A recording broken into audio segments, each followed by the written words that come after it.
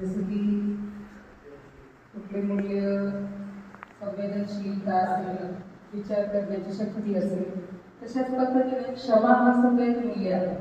आणि त्यासाठी आजचा दिवस क्षमा दिवस म्हणून साजरा केला जातो.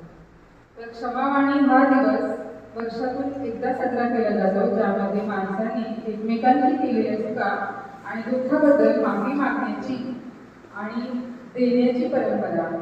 या दिवशी समाजामध्ये एकात्मता आणि शांती निर्माण करण्याचे महत्त्व असते.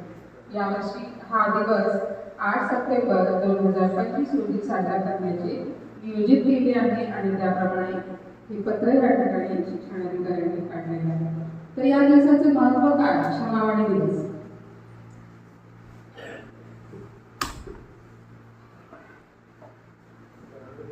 मनुष्य हा समाजशील प्राणी आहे. तो समाजात जगत असतो.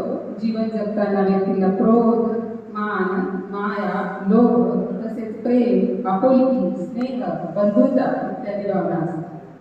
त्यातील क्रोध, मान, माया, लोभ हे आपल्यासाठी हानिकारक, तर प्रेम, आपुलकी, स्नेह, बंधुता हे हितकारक असतात.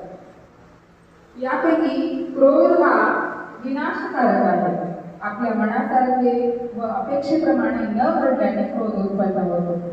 क्रोध हा क्षणिक असतो व त्यातून घातपात आपल्या हातून घडण्याची शक्यता असते. तसेच दीर्घकालीन क्रोधातून वैरत्व भाव उत्पन्न होतो आणि तो व्यक्तीचा आत्मा, शरीर, कुटुंब आणि समाज तसेच देशासाठी अपायकारक ठरू शकतो. त्यामुळे प्रत्येकाने आपल्या क्रोधावर नियंत्रण ठेवले पाहिजे. क्रोध, राग, संताप यावर विजय मिळवायचा असेल तर त्याला क्षमा मागणे आणि क्षमा करणे हा उपाय आहे.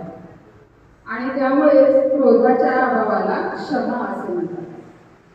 प्रत्येक व्यक्तीचे विचार हे भिन्न भिन्न असतात, मतमतांतरे असतात आणि या विचार भिन्नतेमुळे आपल्याकडून इतर व्यक्ती दुखावल्या जातात.